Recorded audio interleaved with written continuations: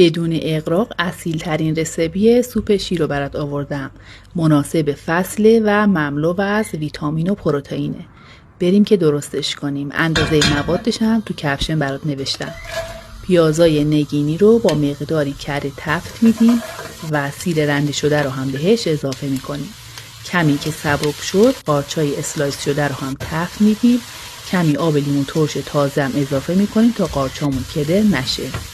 هویجا رو هم همراه مرغ تفت میدیم. جو پرک شده رو هم اضافه و با آب کافی اجازه میدیم تا بپزه. بعد از 2 ساعت مرغ رو در میاریم و ریش ریش میکنیم و مجددا به سوپ اضافه میکنیم. تو این مرحله شیر و افزوده و بعد از 1 ربع خامه و جعفری و فلفل نمکش رو اضافه میکنیم و 5 دقیقه بعدم سوپمون آماده سروه و همین قدرم جا افتاده و خوش رنگ و لعابه. اگه دلت خواست یه سری به پیجم بزن، شاید که مهمان دائمش شدی.